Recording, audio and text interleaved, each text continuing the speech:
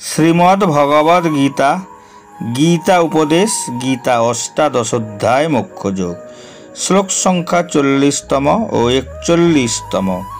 বর্ণাশ্রম ব্যবস্থা মানব প্রকৃতির বৈচিত্র্যকে স্বীকৃতি দিয়েছে এবং বৈজ্ঞানিকভাবে তাদের প্রকৃতি অনুসারে মানুষের কর্তব্য ও পেশা নির্ধারণ করা হয়েছে।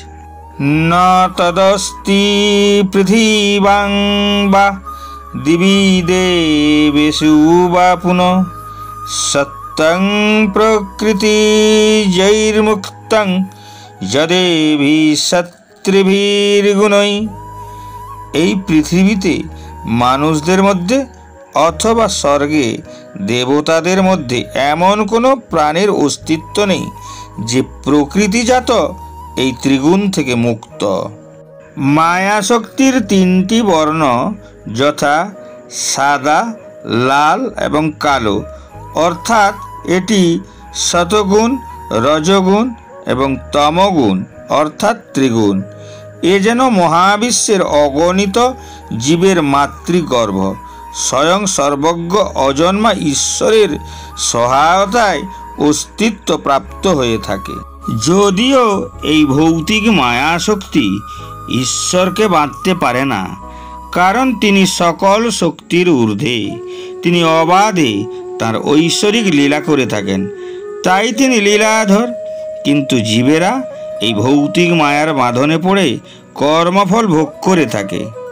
মায়ার আধিপত্য নরকের নিম্ন জগৎ থেকে স্বর্গের ব্রহ্মলোক পর্যন্ত বিস্তৃত। যেহেতু প্রকৃতির তিনটি গুণ সত, রজস এবং তমস মায়া শক্তির অন্তর্নিহিত গুণ, এগুলো সবই ভৌতিক জগতের গুণ বিশিষ্ট। অতএব এই জগতের জীব, তারা পৃথিবীর মানুষ হোক কিংবা স্বর্গীয় জগতের দেবতা, সকলেই তিনটি গুণের প্রভাবে প্রভাবিত হয়ে থাকে। পার্থক্য শুধুমাত্র তিনটি গুণের তুলনামূলক অনুপাতে। নরক জগতের বাসিন্দারা তমগুণের অধিকারী, পৃথিবীতে যারা বাস করে তারা রজগুণের অধিকারী এবং স্বর্গে বসবাসকারী দেবতারা শতগুণের অধিকারী হয়ে থাকেন। এখন এই তিনটি পরিবর্তনশীল উপাদানের বর্ণনা দিতে গিয়ে শ্রীকৃষ্ণ ব্যাখ্যা করতে চলেছেন যে কেন মানব জাতির মধ্যে ভিন্ন ভিন্ন ধরনের প্রকৃতি দেখা যায়। ব্রাহ্মণ ক্ষত্রিয় বিশাং শূদ্রাণাং চ পরন্তপ কর্মাণি প্রবিভক্তানি স্বভাব প্রভোর্বৈর্গুণৈ।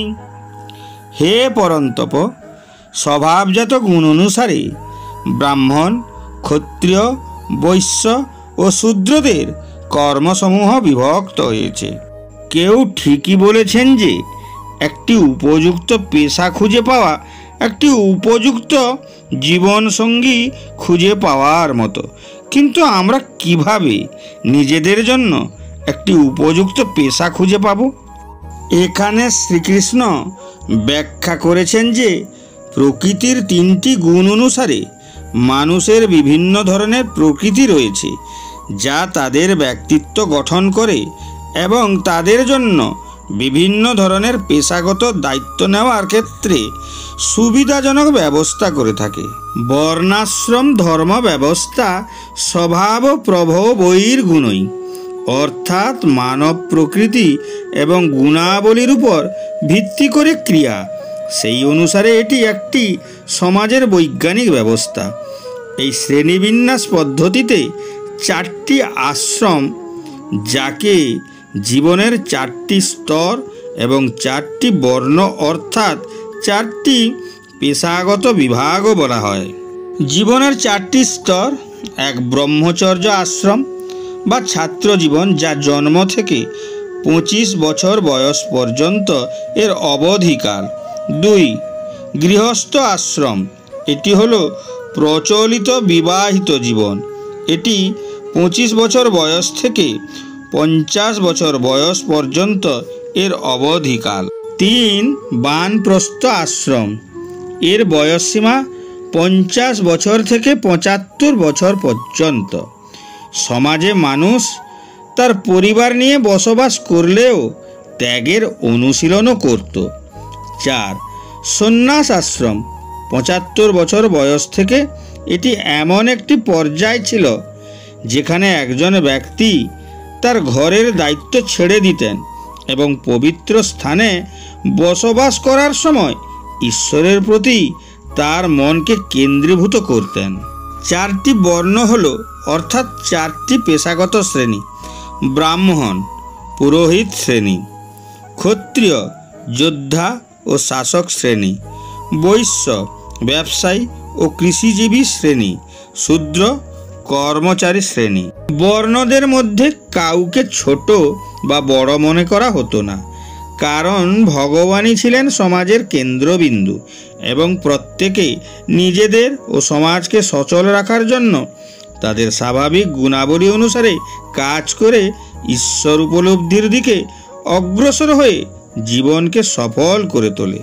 যেমন আমাদের শরীরে বিভিন্ন অঙ্গ রয়েছে এবং সেগুলি বিভিন্ন ধরনের কাজ করে। সমস্ত অঙ্গ যে একই ধরনের কাজ করে না, এটা আমাদের সবারই জানা এবং এগুলিকে আলাদাভাবে দেখারও কোনো কারণ নেই, কারণ এগুলি সবই একটি শরীরের অঙ্গ বিশেষ। তাই ঈশ্বর বলেন, কেউই ছোট বা বড় নয়। সমাজকে সুষ্ঠুভাবে পরিচালনার জন্য এই 4 বর্ণের সৃষ্টি। বর্ণাশ্রম ব্যবস্থা মানব প্রকৃতির বৈচিত্র্যকে স্বীকৃতি দিয়েছে এবং বৈজ্ঞানিকভাবে তাদের প্রকৃতি অনুসারে মানুষের কর্তব্য ও পেশা নির্ধারণ করা হয়েছে।